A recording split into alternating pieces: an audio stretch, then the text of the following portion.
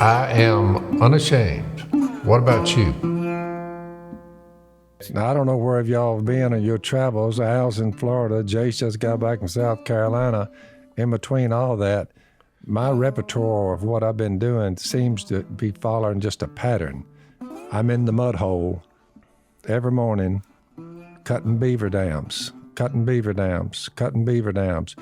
of them are huge beaver dams. Bring in a track hoe, get the water off the property so we can plant it for ducks. Stone said, I'll tell you what we're going to do. I got our buddy, he's going to fly rice in, drop it in 3 inches of water.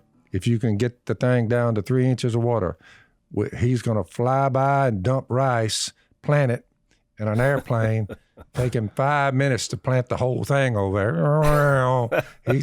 Y'all did that? And I'm listening to, your man Stone is the one that dreamed up the idea. I like this plan. So anyway, Who flew the plane?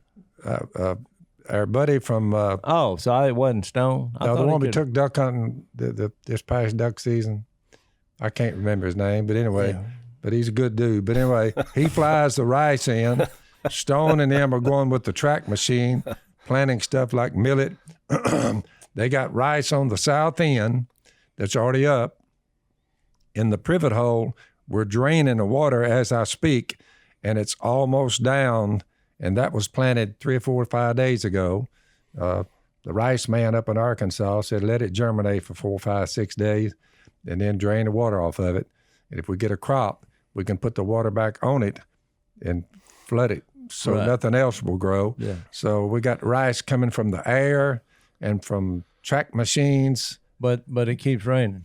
But it keeps raining, and then we got to drain it out. And we're trying to get the last 3 or 4 inches out so all the rice will come up. The beavers are still damming it. The beavers are fighting us every step of the way. Well, the more things change, the more they stay the same. I just saw a story that some lake system out in the mountains somewhere out west, they were flying planes over, and they were the fish were flying out of the plane, out of the back end of that thing. They were stocking it with fish. Out of a plane? From an airplane, which sounds a lot like what we deal with rice. Can you believe that? I mean, that's how they stocked the lakes was with airplanes. Yeah. It was pretty I know amazing. One thing, if you're planting seeds, it's a fast way to plant it, that's for sure. Yeah. Everything's done in the air now. Yeah. I mean, I just got off. I went to South Carolina, so I'm on the plains. The pulse is, no matter what anybody says, people are traveling. Because I sat on the floor in the airports, overcrowding. So I don't know. Where are they going? I have no idea, but they're going. Yeah. And then, I did the bit about the Amazon guy, going to space. Well, he launched his space travel. They took off, and it was on every news organization. He's going to space, and there were people the newscasters like, I have chills right now, and I actually heard one of them say that. And if you give them, how much money does it cost to make a trip to outer space? With now $5 million or something? Oh, way more than that. The seat next to him went for $28 million. $28 million you ride in that. So I thought he's gone. Well, I do a couple flights to get back here. And by the time I got home, they were already back. And I thought, well, that wasn't much of us. They were only there 10 minutes, Jay. So I'm like, 10 this minutes. whole hubbub, the news media, they're singing Kumbaya, and the man's going to where no man has gone before, and the whole space travel lasted about 10 minutes. He's back. And he's short $28 million. Yeah, the guy sitting next to him. I don't know whether it'd be worth it or not. Maybe what is that an hour? If you paid $28 million for 10 minutes. Well, you got more money than you know what to do with if you're paying $28 million for a ride into outer space for 15 minutes. Yeah, I think it was 10. 10? So I had an interesting event. I was in Charleston, South Carolina, and this was another reschedule because of Corona. That's one of my favorite cities. Yeah, I don't think I'd ever been there before. I love Charleston. And the best people I've ever met on planet Earth in all the states, they were from the Carolinas. Really? I'm sorry, but that's just the way I you don't have to apologize. These were good people. These were truckers. I think it was people. Now, I don't know why in the world. Somebody asked me to come. It was kind of at a fancy hotel, and they were having like a 3-day getaway conference / with the trucking executives.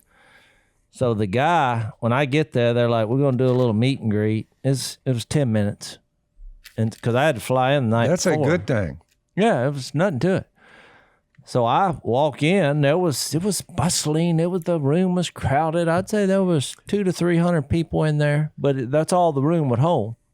And so the guy introducing me, he's like, he came out with a sheet before we got up there, and he was like, well, here's the introduction. Here's what I have. I was going to make sure this is fine with you. I said, oh, no, that's way too long.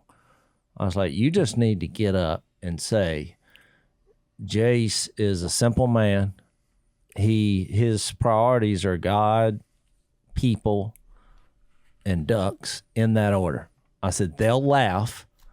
And then you just say, here's Jase. That's exactly what he did.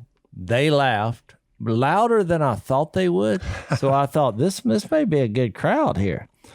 So I come up there and look, all these people were well dressed, and because I was thinking truckers. So I get up there, and It's always a good sign when you're introduced, if there's no booze when you walk out. Yeah, there was no booze, which I was. There was no booze, No hecklers, and there was no booze. any hecklers, any hecklers in the back. Well, I was given a BOOZE reference. So I thought, well, this may be pretty good. No booze and so no I'm going to booze. I came up because I got one speech. I'm trying in a clever way. I go through the duck call demonstration, and I'm introducing Jesus, and I tell basically how this happened, which was God. This was God's plan. And so y'all know the speech I give. However, I just thought for fun, I was like, I need some trucking jokes just to try it. And if they're a disaster, that'll be the funny part, that I tried to do trucking joke. So I did 3 jokes that I came up with off the top of my head. And one of them I had found because I asked Jay, he took my place in the last podcast, right?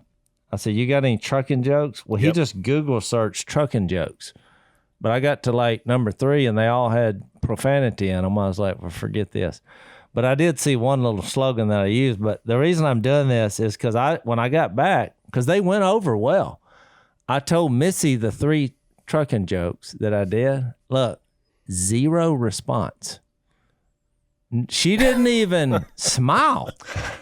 And I said, you don't think that's funny? And she said, no. So we have a wager on whether y'all would think Jase, these are funny. I'm just going to throw, Jase, I don't know that Missy is your best test audience for jokes, just in general. We'll just see, saying. because we have a bet going, but I won't tell you what the bet is till after, because I'll get your response. So here was my 3 trucking jokes off the top of my head. So I get up there. First thing I said, because Al's a professional speaker, I'm not. So I get away with a lot more. So what they call that you need an icebreaker. Because I'm here now, because you think about this. I have camouflage on. All these people are decked out. We're at a fancy schmancy hotel. I thought this was going to be a bunch of truckers. So every lead in I was going to have, I thought, scrap that. These are the people who own the trucks. That's right. These people, somebody, Yeah, you're talking to the big dogs here. big wheels, and I could tell, I could sense it. So the first thing I said, so I got up there and I said, I'm going to tell you the truth. I walked around this place 2 or 3 times, and I cannot find one truck anywhere. They all roared with laughter. So I was like, No trucks. no, where's the trucks? So I said that. I said, where are the trucks? So that was the first one. They all laughed, Al. Missy, nothing. Yep. So that led me to this. I'll give that a grin, but not. No. Yeah, that's a So great. I said, well, and then I said, boy, y'all are a lot more sophisticated and well dressed than I anticipated. Because and I said, of course, I'm not much on wardrobe. They had a little chuckle on that because I basically, However, you're in South Carolina, well, which So- they, South Carolinians, Southerners. Yeah. So That helped. So I said, so what do you call a trucker in a suit? And I asked them, I said, you can say, because I wanted to see if anybody knew this joke. Nothing. Nobody said anything. So I said, so you got the joke? What do you call a trucker in a suit? I said, the defendant. They all laughed again.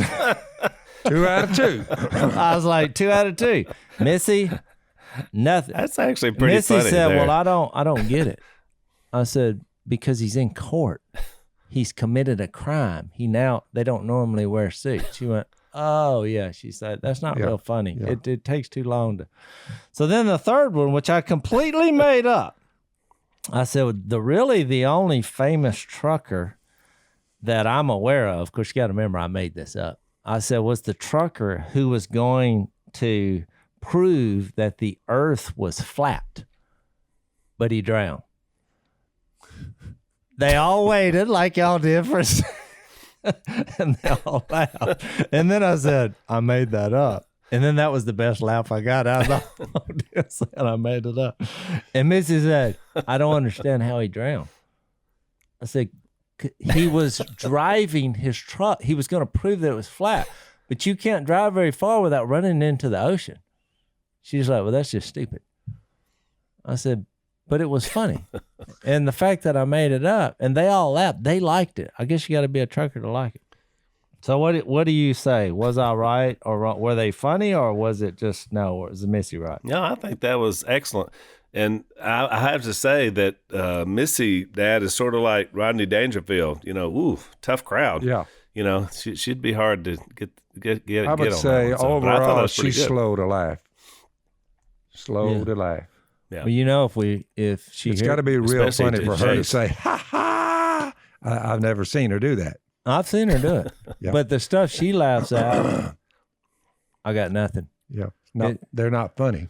She'll watch these home renovation shows, and Home renovation. that's her number one show. She watches them, and she laughs, and I'm like, they're not trying to be funny. Yeah, but somewhere I never in checked there, into the home renovation crowd. they actually have a channel, Phil. I didn't know this. That is a home and garden channel, 24/7, because it's on at my house. Really, learn something every 24/7. day. Yeah. So that was the Charleston quite a bit of trucking. that. But look, I will say this, because you got to remember, this is not a church setting.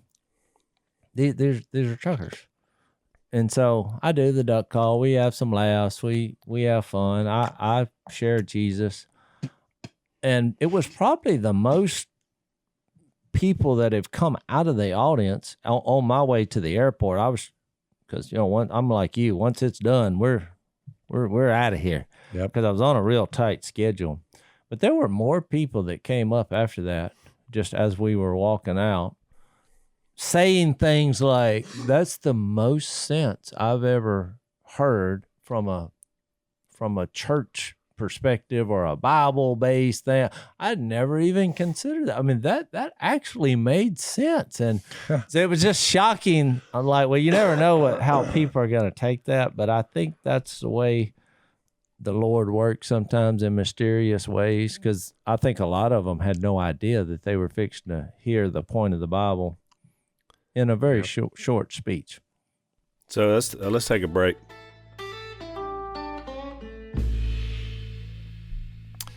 So we got a brand new sponsor. It's called Martha Stewart and Marley Spoon. Did you ever think, Dad, there'd be a day when Martha Stewart would be sponsoring our podcast? I mean, we've come a long way since the old days. It's like she's been here forever. She has been. She's very good at what she does. So basically, this is a company that delivers new menus and foods to people's homes. I mean, one of the things the pandemic has changed is, people going out to eat. A lot of people don't cook. Our family's a little bit different, but most people eat out. Well, then you can't go eat out. What are you going to do? And so a lot of companies have sprung up, but this is a really good one with a great menu. You get a lot of different recipes. They're going to come. They're very good at what they do.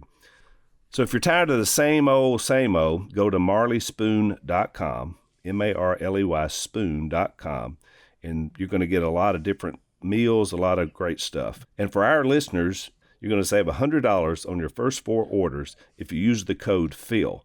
So that's marleyspoon.com. Use the code PHIL and save $100 for your first 4 orders. So Jase, were they from all over the country then? Was this kind of a convention for them? So they really weren't from because I said, well, where's the plant at? And they were like, what plant? I was like, well, I was serious. Where's the trucking? They're like, well, we're from all over the United States. Well, they're just gathering here. Because originally when I booked the event, it was going to be in North Carolina. And I was like, what, did y'all move your home base operation? I never had a handle on what exactly was going on or why. All you have to do is hit the interstates and look around. There's a lot of produce and whatever up and down these highways, Al. You know what? It's a big business. Trucking companies are still, even after all the advances, we're talking about people going to space, trucking companies are still the backbone of American economy.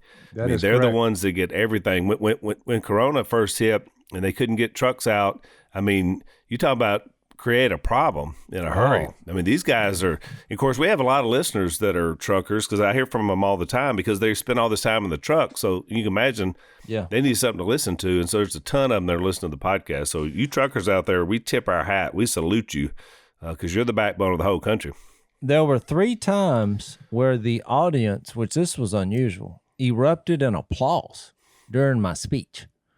One is when I mentioned the podcast. I said, well, I do a lot of y'all like, what do you do now? And I said, we do a podcast with me and my dad, Phil. And I said, and my weird brother, because I talked about you wearing khakis and the lack of facial hair and all. That's always a guaranteed laugh. And they all applauded. So I thought, okay. The second was I told this story about, I think I have this hat on, that I got from, it's actually from the book of John, where Philip and Nathaniel, you know, when and I kind of told that story quickly because I was in Walgreens that morning, didn't have any deodorant, and I figure if I'm going to do an event, I might ought to take care of that. So I'm in Walgreens, and I come up there, and there's 2 young African-American women behind the counters. There was two stations there, but nobody else was in there. And so one of them said, what's come and see about? And I realized I had this hat on, which was a slogan that The Chosen, the TV show that you subscribed, this crowdfunded, you know, about Jesus and his followers.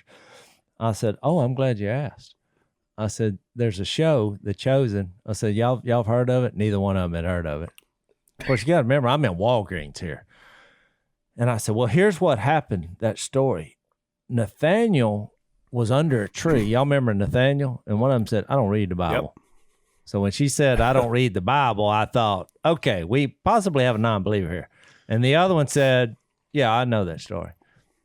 I said, well, they said they had found the Son of God. The Son of the living God was on the earth. This is a couple thousand years ago.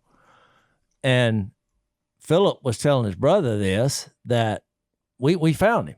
And so Nathaniel was excited until they said, well, where's he from? And they said, a little place called Nazareth. And he's like, oh, no, that place. No way the Son of God come out of there. I said, and then Philip said, come and see. Because he wanted to show him Jesus. No, this is the Son of God. And so what was funny is I'm telling this to these 2 young women where there was a couple people that had gotten in line behind me. And I kind of surveyed the scene, and everybody was just looking like, this is happening in Walgreens. Yeah. And so so I was told that story, but when I mentioned The Chosen, they all started clapping. Well, a few who had seen the show started clapping. Well, then everybody started clapping because you're in a crowd, and people started clapping. Oh, I'm supposed to clap. And I was like, y'all don't even know what y'all are clapping for. Some of y'all have not seen that show, so I got to introduce that show, which I thought was good. And the other thing that they clapped about was when I explained the Bible. I did this little bit in less than 60 seconds, and y'all have heard me do this many times, but where you got Genesis to Malachi, Jesus Christ is coming to earth, God in human form. Matthew to John, he's here. We got the red letters when he spoke. Then Acts to the Revelation, He's coming back. They all clapped, which I took that as a good sign. Very good sign. That's why South Carolina people are some of the best people I ever met on planet Earth. But technically, they were from all over the U.S. These are truckers. Yeah. I felt way better about the trucking executives after this encounter. Yep. Well, it's pretty nice, Jase, that you can still, you think about it, in current America, you were talking to, executives in one of the biggest businesses in our country, and yet you were able to couch that in spiritual terms as well as talk about, whatever you want to talk about. I like that you can still do that, because this day and age, everything is so woke that you'd think you wouldn't be able to do that or it'd be well received, but it still is. And like you said, these people from all over, you probably had, a wide range of people that were listening to you. Some believers, some not, Oh, I'm positive 100% there were people who did not believe in God in there. But I disarmed them a bit because I said, look, I know some of y'all don't believe this, or you might have had a bad church experience. And I'll go through this deal about churches always do the same thing. I was like, you got to remember, we're all flawed people. And you have people in charge, despite them, they may be called elders, pastors, evangelists. But guess what? These are flawed people too. Yep. But God uses flawed people. That's why he went to the cross. And I explained all that. I said, so you basically got to remember that going to church is like eating fish. You got to spit out the bones. We all have flaws, and forgiveness is interwoven in all this. So it's kind of a good way to share the answer to new beginnings and off the planet, to live again and live forever, to people who probably are never going to hear it any other way. And so I'm like, I use your line. If you got a better idea, I'll have 5 minutes as I'm walking out of here for you to lay it on me. Lay it on me. And guess what I heard? 0 ideas about how to get off the planet. So in your absence, Jase, we had a couple of podcasts while you were on the road. I told our podcast audience that we send you out from time to time just to gather stories, which of course you've gathered more that you share with today, which is good. But we had 2 podcasts that really wound up being, I would say, because I kind of reflected back on it yesterday because we filmed those on Monday, and I would say the theme was "Who's a Man," which was what you and I heard growing up from Dad, because that was kind of his mantra. Be tough, don't whine, don't cry. Don't worry about getting hurt. You'll get over it. And so we were talking. That was kind of our theme for both podcasts. Not really planned that way. It just worked out. So on the first podcast, we had Cy and we had Stone. Oh boy! And then we had the because I had planned on having them, but then they were going to have a guy on their podcast later that day that was the world champion arm wrestler. And when Jay told me about it, I was like, the world champion arm wrestler? I said, and then he tells me the story about this guy, and I start doing a little research. I said, we got to have him on our podcast too. So I was just going to have him on for like a couple of segments, but it was so interesting. He wound up staying on the whole time. But Jase, his arms, Dad, how big were his arms? I was fixing to ask that. How big was his arms? The guy comes in, and when he appeared, he took up the doorway, from side to side. And when he walked in, he looked like the world's greatest arm wrestler. He had big arms. He had big arms. Technique. He had big arms, long whiskers, and just torqued up like. He said, yeah, it's a little downside to it, He said, my arm slammer, when you win, your right arm, He said, how many times had he broken his arm? 70. Well, here's what he told us, Jay. So he right-handed, he's a world champion. Left-handed, he's a runner-up world champion. So, this guy can go either arm. And he said he was doing a left-handed one, and the guy pinned him back. And when he did, he stripped out that elbow, and he said his arm was just flopping somewhere behind him. He just tore the whole elbow. So when they looked at it, they did a MRI and an X-ray of it. They looked at his right arm. Because I asked him, I said, I read on the internet that you've broken your arm 70 times. Is that true? He said, well, and then he told us a story about his left arm. When they did an X-ray of his right arm, they found 70 old fractures in his arm bones, in his right arm. So the man has broken his arm. 70. But look, he never stopped. He never stopped arm wrestling. And he never stopped smiling about it. He had the best attitude, and he's real soft-spoken, you know. I mean, you look at him, and you're kind of he's very menacing and imposing. But when he talks, he's very soft-spoken. He's a godly man. His wife is a 7-time national champion. She was, you know, off camera arm wrestling when we did too? the podcast. Yeah. Oh my goodness. So I mean, these people, and they drive around in a big old Winnebago with his, you know, all of his stuff on the side. His name is Monster Michael Todd. They call him the Monster. Yeah, I told him, I said, I haven't seen a rig like that since, who's the guy at the Two Rock and Rollers? ZZ Top. I said, I haven't seen a rig like that since ZZ Top pulled in here one day and we talked it over. I said, Well, boy, those were some interesting guys. Remember that? yeah. Let's take another break. So, Jase, while you were gone, when we had Cy and Stone and the arm wrestling man, we talked a lot about aches and pains. Of course, you know, I kind of felt bad complaining about some of the stuff I hurt for after this guy's broken his arm 70 times. I was like, well, you know, it made me feel a little less manly, but at the same time, hurting is hurting, right? You know, he's a walking ache and pain. So here's what surprised me, Jase. We're talking about this on the podcast. All of a sudden, Cy said, hey, boys, that's why I take Omega XL. And so we went into an Omega XL ad during the podcast, and I didn't even know Cy was taking it, which is great. And it's helped him a lot. Of course, his dad and I talk about it a lot because it's helped us as well. These guys have 35 years of clinical research, and they deal with inflammation, which is the key to your aches and pains. So here's what you do. You go to omegaxl.com/Phil. You buy a bottle, you're going to get a second bottle for free. That's omegaxl.com/Phil. Or you can call these guys 800-844-4888. That's 800-844-4888 and stop the aches and pains.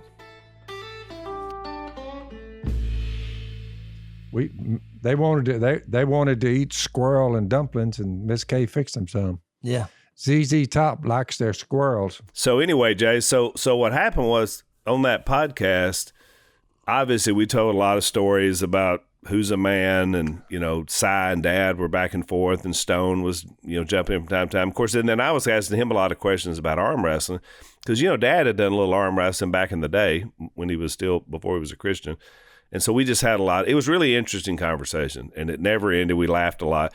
So that was kind of the physical side. So the second podcast, we had a guy on named Kyle Thompson, who's from Oklahoma City, and he does a men's ministry, and ours is Unashamed. His is called Undaunted, which I like that a lot. Undaunted Life. That's what his ministry is. And he basically speaks to.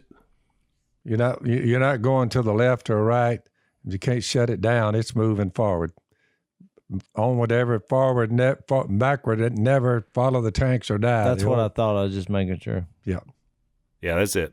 So his deal is he talks to men about not only being a godly man, but being a manly man. And then he talks about Jesus being a manly man, which I thought was really interesting. And so that was a much deeper dive into godliness, manliness, kind of what's ailing America in terms of a lack of masculinity and, you know, kind of this current gender stuff that's going on. So it was a really interesting kind of two-set podcast that I hadn't really planned on being what it was, but it's Who's a Man? That's what it was. Don't you think, Dad?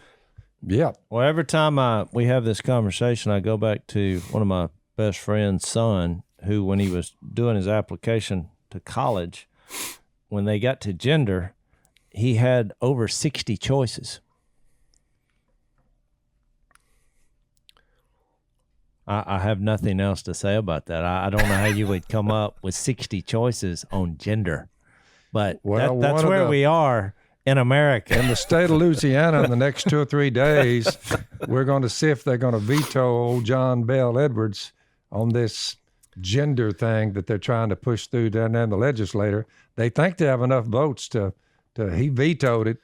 He's a Democrat. He vetoed it. The issue is allowing males to be taken as females, and they're in the women's locker room, and they're winning all the contests and the races. Yeah, Right. and the track. competing, and John Bell went for that. I think that all came about because some guys who couldn't win against other guys thought, well, maybe I could beat some girls. I hope one of our sisters, Pat Moore down there, I hope she rises to the occasion on that. But we don't need that in Louisiana at all. Let men compete in women's sports. It's looking pretty good, Dad. The Senate, they passed yesterday in the Senate, so if it passes in the House today, then they'll override his veto. I And hope. a lot of states around the and country. pray they do. I do too, because look, it's about protecting our girls and young women from all this stuff. I mean, that's the main thing. So I just, it's crazy to me that you have to pass a law that says that men can't compete in women's sports. But like Jay said, that's where we are in America. Yep. That's why I like in creation, when you read in Genesis chapter 2 and 3, and then Jesus reiterated in Matthew 19, there's a famous saying that comes up in quotations in the Bible over and over and over. And then in Jesus's quote in Matthew 19:4, it says, now he was talking about divorce and when you could do that and how based on the law of Moses. But he said, haven't you read? He replied that at the beginning, the Creator made them male and female and said, for this reason, a man will leave his father and mother and be united to his wife, and the two will become one flesh. But you never really noticed specifically why he used that phrase until you look up one day and there's 65 choices on what your gender is. That is correct. So he was clear via the Holy Spirit thousands of years ago, I think, for a reason, because he knew that was always going to be a problem. Yep, he saw it. Which shows you that Jesus did, you're right. When he said things, they didn't just only apply in the moment, but obviously him being God and outside of time, he understood that these words were going to carry weight. I had a guy one time that told me, he said, well, Jesus never, homosexuality can't be a sin because Jesus never addressed it. I said, what are you talking about? Sure he did. He gave you the blueprint for how it's supposed to go. And it's supposed to be one man, one woman, and they marry for a lifetime. That's the blueprint. Yeah. Anything that doesn't fit in the blueprint is that's out of what he says to do. So whether that's gender issues, anything else, you don't have to say any more when you say that. No. Yeah, it's subtle. He said, for this reason, a man will leave his father and mother. Well, what was the reason? What was the reason? I mean, he said he made them male and female. That was the reason. That was the reason. Man, he would look over and say, oh, yeah. Now, he also, as shocking as it sounds, being a biological male or a biological female, it's pretty easy to see. Well, yeah. Well, he got to the end of that chapter 19, and he says, because of circumstances changes, things that happen when he said, some are eunuchs because they were born, this is verse 12 and 19, because they were born that way. Others were made that way by men, and others have renounced marriage because of the kingdom of heaven, and the one who can accept it should accept it. So he was like, he even acknowledged the fact that there were going to be situations where people wouldn't get married or wouldn't have a sex drive. So I just find it interesting that it wasn't like he didn't address it. And even the exceptions. Yep. That you could live a life and have a pure heart about and purpose about. So, I mean, it's really. He was basically really saying, you don't have to marry. All right. The Apostle Paul said, I wish all men were like me. He said, but there's so much immorality. It's better to to marry than to burn with passion. So a lot of people who say, well, I was, born a certain way or had these issues, which Jesus did address, that some, were eunuchs because they were born that way, and some were made that way by men, which could be emotionally, spiritually, or even physically. Yep. So that's why I always go to the fact that when Jesus portrays people who put their faith and trust in him as this being born again, I think it's a good line to tell people when they've had a childhood or circumstances that influenced them or messed them up. I was born this way. Yeah. I always say, well, God can make you born again. You can be born again. There's there's a way to start over in life no matter what the situation or circumstance, which is really awesome when you think about it. Yep. Let's take another break, Jase.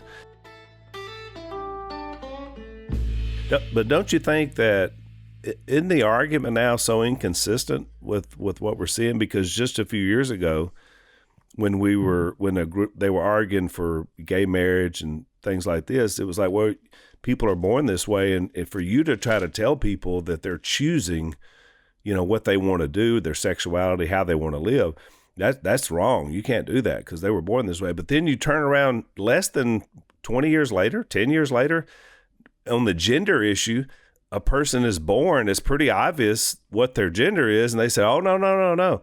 They have to decide what their gender is at some point. So wait a minute, they weren't born that way? I thought we were born a certain way. I mean, the exact same argument has been flipped on its head. That sounds pretty hypocritical to me. But I think that won't work. I think that happens when you don't have a moral center where you're getting your facts from. They're just trying to figure out a way to make this work. There's a small percentage, I think they call them the unisex people, that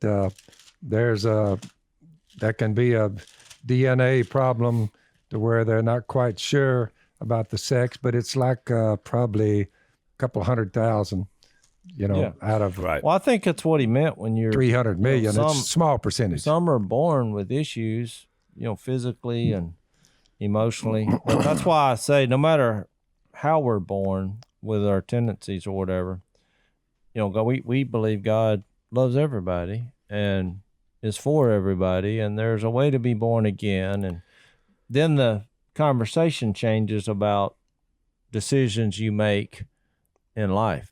I mean, how we live our life and the decisions we make, to me, is God's business. It's your business and it's God's business. So I think where the church gets off in this is they try to police behavior. That's not our role. Our role is to introduce Jesus, and that basis of grace that's what the Bible says, Titus 2. The grace of God teaches us to say no. And he'll tell you what marriage is. You figure it out. That's why when people, they'll try to trap you if you believe in Jesus. They're like, well, are you against this or for this or against this? You're like, I'm pro-Jesus. I give people Jesus, and when they allow that to be the basis for their decision-making process, things change. Lives change, decisions change. I want to bring up something since we're totally off the rails on this podcast. The guy sent me this because I brought up the idea about being born again. I'd never heard this. I wanted to ask y'all this. It's a confusing passage, but in 1 Peter 3, of course, he starts off talking about wives and husbands and our role from a spiritual standpoint.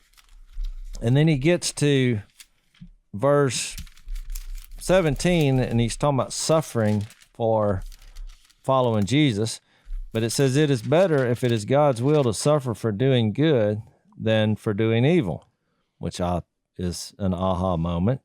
Then it says, for Christ died for sins once for all, the righteous for the unrighteous, to bring you to God. He was put to death in the body, but made alive by the Spirit. Now, this next phrase is the one I wanted to ask y'all's opinion about, because I've never really known, I've never really got my head around what this means. But in verse 19, it says, through whom also he went and preached to the spirits in prison. So you're like, what in the world is that while he was dead? Then he goes on to say, who disobeyed long ago when God waited patiently in the days of Noah. Now we're going way back while the ark was being built. In it, only a few people, 8 in all, were saved through water. And this water symbolizes baptism that now saves you. And it's not a physical thing of taking dirt from the body, but it's the pledge of a good conscience towards God. What we were referring to as being born again. Jesus saves you, but you have this opportunity to surrender, make the pledge, reenact his death, burial, and resurrection.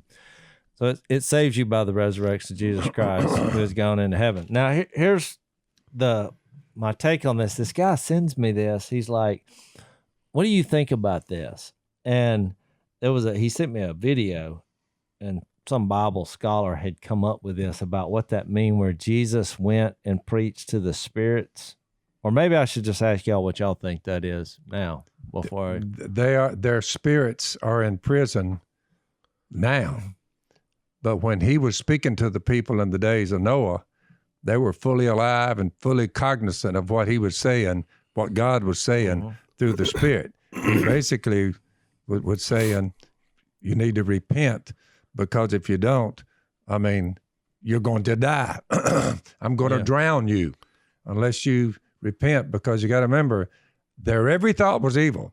Well, right. So they were told, and they said, Noah, you're an idiot. Do you think water's going to get right here?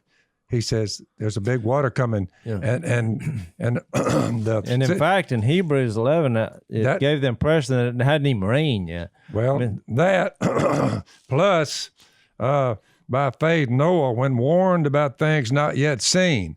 Now, that's why I thought maybe the people who are now dead, back when in the days of Noah, they were all standing there. And by faith, Noah, when warned about things not yet seen, God told him, in holy fear built an ark to save his family. By his faith, and here's the spirits who are now in prison who didn't listen before the flood. By his faith, he condemned the world and became heir of the righteousness that comes by faith. Yeah. 8 people survived, Jase. Yeah. Because all the people that Noah was warning, they said, get out of our face. There's not going to be a bunch of water that's going to flood the earth. Are you crazy? Yeah. And he stuck to his guns, and you say 7 more believed it. But out of the entire population on planet Earth, 8 believed it and got out. That's why I think you got to be more positive about what's going on our planet now. You know, when you're down to 8 people, you've pretty much lost your moral compass. Look at where all the warnings, look at all the warnings that God has given all the nations that ever were. Yeah. But they all rise, Jase, all of them, and they all collapse. Yeah. Well, you say, well, what happens? So the same thing happened in the days of Noah. Now they're in prison. Yeah. You know, they're lost. So what do you think, Al? I think Dad's on target. Let's take our last break. I think that he's talking about the Spirit that was present all the way through. And it's kind of the Hebrews 13:8, you know, Jesus Christ is the same yesterday, today, and forever. Yep. He's always been there, and so has the Spirit, even way back in the days of Noah. And so that same Spirit that spoke through Noah to speak truth into people that would not listen is the same Spirit that goes present today. So I've always taken it as that was his focal point. Not necessarily. Actually more. Any good news in all of this, there are more now than in the days of Noah. There's a lot of mischief going on. I mean, you know. Because we're all flawed. But there's a lot of people who love Jesus and have put their faith and trust in him, and they're living out their purpose. Thank God for that we didn't get down to 8. Well, that's what I'm trying to be positive here. Yep. Well, look, I believe the same thing, what y'all said about that. But this video this guy sent me was very interesting. And look, I don't know if I agree with it because I haven't researched it. I just watched the video. But I thought it would make an interesting conversation. Because this guy, he basically, I'm not real familiar with the book of Enoch. Have you ever read that, Al? I haven't, but I've heard about it. Yeah. Well, this guy had read it. Now, Enoch is referred to in Hebrews 11:4 and 5.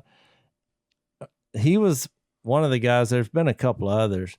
I'll read the Hebrews 11:5. It says, by faith, Enoch was taken from this life. And he was the probably Enoch. Well, Enoch. Yeah. I mean, Enoch. Was taken from this life so that he did not experience death. He could not be found because God had taken him away. And when you read the version in, I think it's Genesis 5, he was like the 7th from Adam. He just didn't die. God just took him, sort of like Elijah. He was a very good man. Exactly. When God, the creator of the universe, just says, you know what? Just come on. That means you have got it figured out. You've done well. Yeah, you've put your faith and trust in God. But anyway, I wouldn't say sinless, but I would say all have sinned. But I would just say Very in Enoch's faithful. case, he was so close to being sinless that God said, I'll tell you what, you got a free ride. Come on up. So anyway, back to this guy's video. So when it refers to in the days of Noah, somehow in the book of Enoch, he read this, which I've never read the book of Enoch. Me either. But he read that reference of Jesus going back and preaching to the spirits in prison was in reference to that, because evidently it references that in the book of Enoch.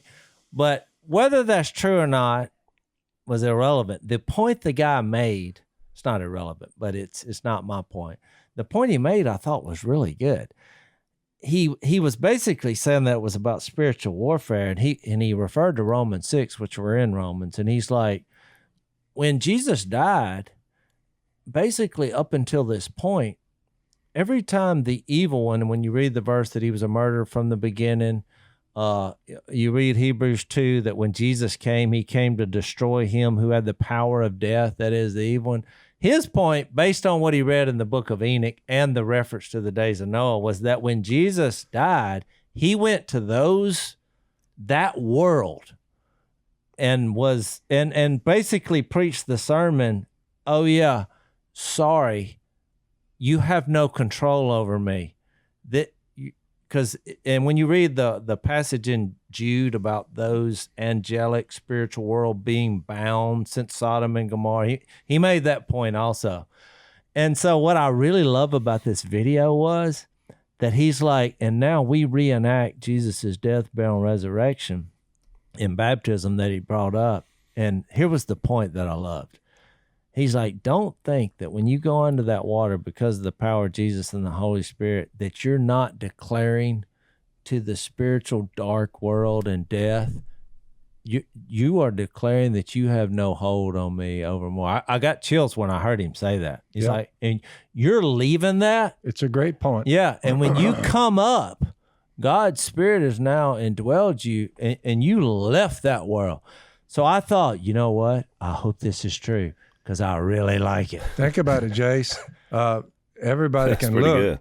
good. And Al, when it came my time to make the decision or not, look at the change from the time I said Jesus is Lord and the old Phil Robertson died to sin because he was convinced Jesus died for his sin, and the old one was buried.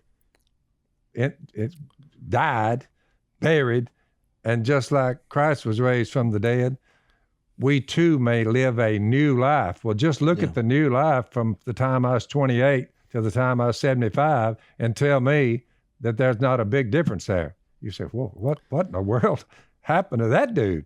You see what I'm saying? Yeah. That's how powerful it is. Oh, exactly. Well, I know that was and you never know. that was a deep subject, but I thought the physical and the spiritual, because when we think of a physical prison, we get that, and we've said earlier that you can be free in Jesus inside a physical prison. Yep. But this idea of a spiritual prison and God, having it be impossible for death to keep its hold of him during that 3-day period, him being able to declare in whatever way you declare in the spiritual world, the spiritual forces of evil, that our side is greater than you. We have the power over this once and for all, which I think makes sense tying into Enoch, because he didn't even experience that. God just took him. He just was. He became eternal in that process. But we'll all have that process and that triumph over death, and we get to reenact it. It's here. a good way to show you that we are made up of body, soul, and spirit. Yeah. I mean, it's a good way to look at it. And you say, because the people who have died before us, their bodies have long since melted away, but their souls and spirits. Yeah. Don't worry about the one and get rid of the body. But all of the people that were preached to in the days of Noah, you say, their spirits are still there. Yeah. That's why I brought this up, because And it's not bliss where they are. When you use the term born again, I think a lot of people in church, they use that as like, it's just a phrase that doesn't have a lot of meaning. They're like, oh, you know, I'm a born again Christian or whatever. When you say you're born again, you just said a mouthful. Yeah. And I brought this up because you're declaring to the spiritual world that I'm indestructible and you have no control or no power over me. And yeah, I might have been screwed up before this, but I've been born again by The power same of God. Peter that went through Noah, and then when he preached to the spirits, he right before you get to that, in 122, now that you have purified yourselves by obeying the truth, there's the gospel, so that you have sincere love for your brothers, there's the life change, love one another deeply from the heart. Here's the reason. For you've been born again, not of perishable seed, Yeah. but of imperishable, through the living and enduring word of God. All men are like grass. It said they're here today and gone tomorrow. But the grass withers and the flowers fall. That's the human race. Yeah. But the word of the Lord stands forever.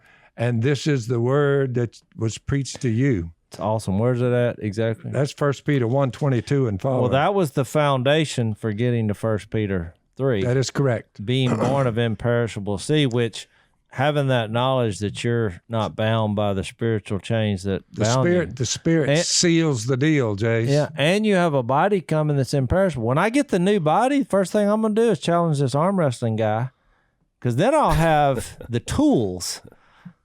There'll be no breaking of the arm. You can arm wrestle. Look, they balked in the days of, there's a big bunch of water coming.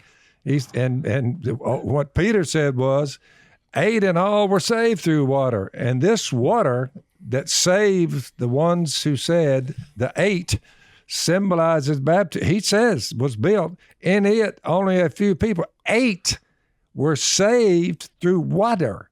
You're like, what does it mean, Peter? Well, this water that saved them because they believed it, and they had a boat, and nobody else did because they said there will be no water. Well, bad move.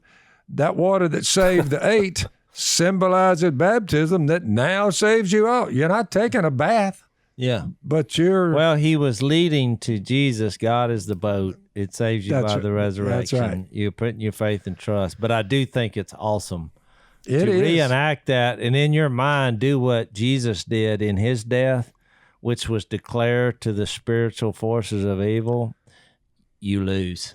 When the people kind of held up their and were all cut to the heart, when Peter preached, the same Peter preached the gospel 30 years earlier when he was in the book of Acts, and he preached the gospel, and he said, you killed the Messiah. But he's been raised from the dead. They're like, oh my goodness, we by killing him, that's going to save us? Peter said, now you understand. They said, what do we do? Well, he did say, repent and be baptized. Yeah. Every one of you. Well, that's his explanation 30 years later when he said, look, Exactly. Noah preached to them, but they said, get that junk out of here. It's not going to be water here. There's never been water up here in the middle of the desert. If you got a better idea, good luck. All right, we got to go. Thanks for listening to the Unashamed podcast. Help us out by rating us on iTunes. And don't miss an episode by subscribing on YouTube, and be sure to click that little bell to get notified about new episodes. And for even more content that you won't get anywhere else, subscribe to Blaze TV at blazetv.com/unashamed.